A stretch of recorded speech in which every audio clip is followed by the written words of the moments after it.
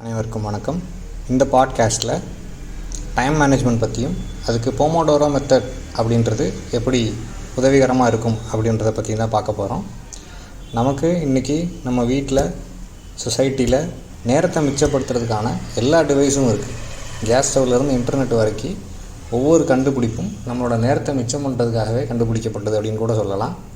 ஆனால் இந்த நூற்றாண்டில், இந்த 2025ஆம் வருஷத்தில் நாம் எதுக்குமே நேரம் இல்லை அப்படின்ற முரணையும் ஒவ்வொரு நாளும் வாழ்க்கையில் ஃபேஸ் பண்ணுறோம்.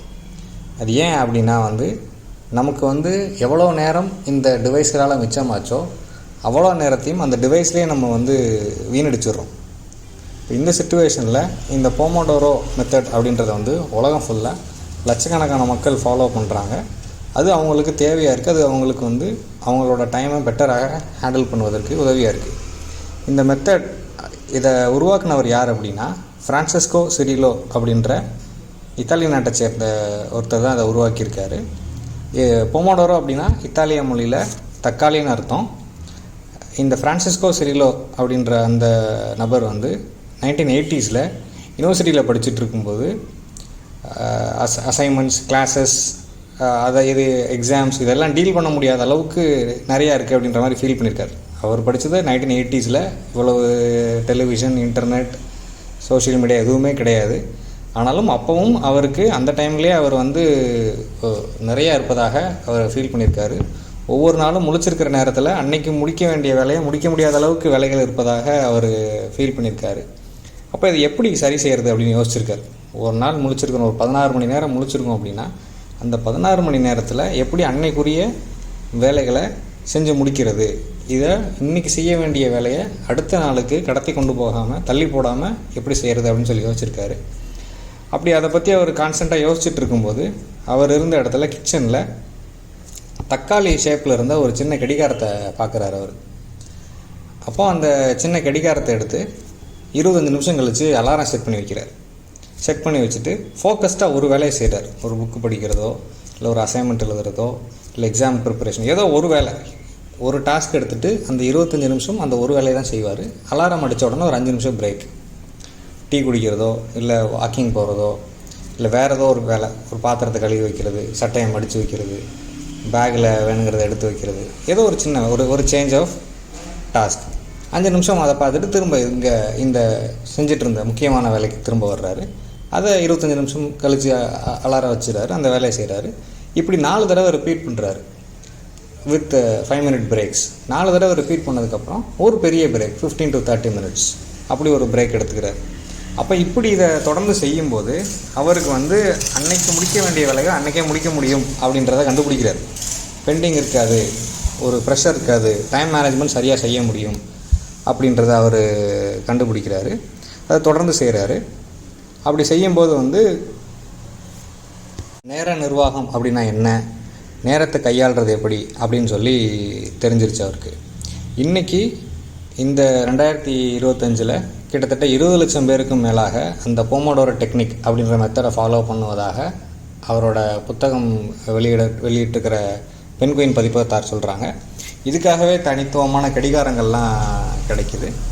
இப்போ இந்த மெத்தடை யார் பயன்படுத்தணும், யாருக்கு அதிகமாக தேவைப்படும் அப்படின்னா பர்டிகுலர்லி ஹையர் செகண்டரிஸ் படிக்கிறவங்க, 9th 10th 11th 12th standard படிக்கிறவங்க, அவங்க ஸ்கூல் எக்ஸாம்ஸ்க்கு கான்ஸ்டண்ட்டாக ப்ரிப்பேர் பண்ணுறாங்க. தமிழ்நாடு மாதிரி ஒரு ஸ்டேட்டில் 6ஆம் வகுப்புலேருந்தே நீட்டுக்கெலாம் படிக்கிறாங்கன்னு சொல்லி கேள்விப்படுறோம். அப்படி படிக்கிறவங்க ஒரு ப்ரெஷர் ஃபீல் பண்ணாமல் இருக்கிறதுக்கு இந்த மெத்தடை ஃபாலோ பண்ணலாம். ஏன்னா ஒரே அடியாக காலையிலேருந்து சாயங்காலம் வரைக்கும் இல்லாமல் ஒரு வித் பிரேக்ஸ். இந்த போமோடோரோ மெத்தட் அப்படின்றத மொத்தமாகவே நீங்கள் ஒரு நாளைக்கு 2 தடவை தான் செய்ய முடியும் அப்படின்னு சொல்லலாம்.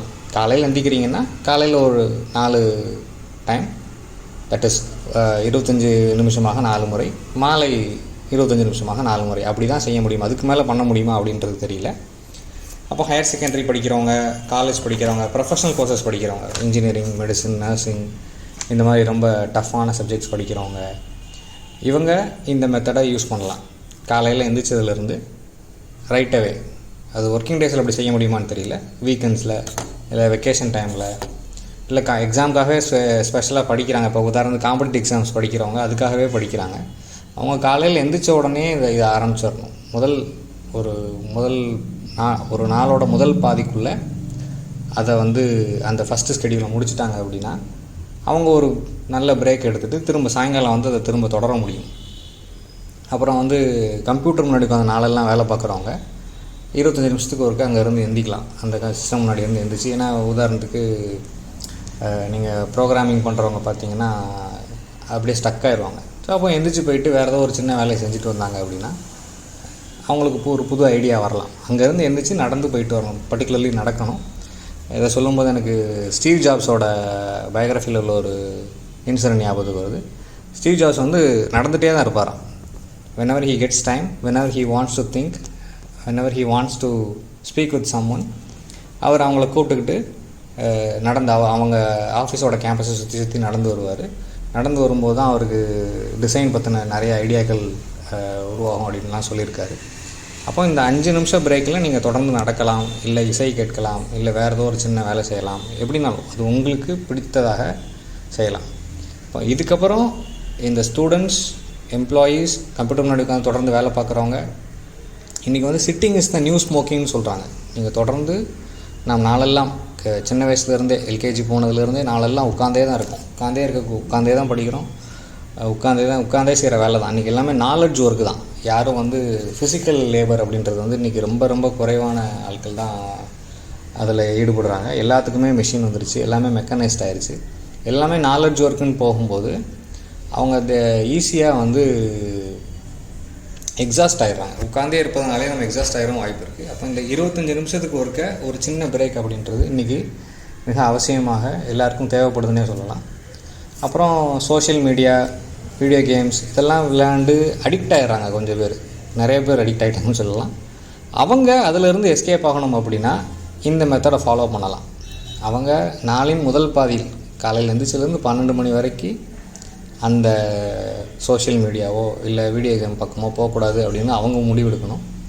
அப்புறம் இந்த நாளின் முதல் பாதியில் இந்த போமோடோரோ மெத்தடை பயன்படுத்தி அவங்க செய்ய வேண்டிய வேலை என்ன, ஒவ்வொருத்தருக்கும் அவங்க கற்றுக்கிறதுக்கும் செய்ய வேண்டிய வேலைகள் இருக்கும் இல்லையா, அதை அப்படி செய்யலாம்.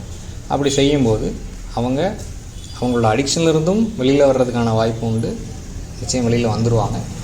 இதை பயன்படுத்தி அவங்க ஒரு பெட்டரான ஸ்டூடெண்ட்டாகவோ இல்லை எம்ப்ளாயியாகவோ இல்லை அவங்க என்ன வேலையை செய்கிறாங்களோ அதில் பெட்டராக ஆக முடியும் அப்படின்னு சொல்லி நம்பலாம். தேங்க்யூ.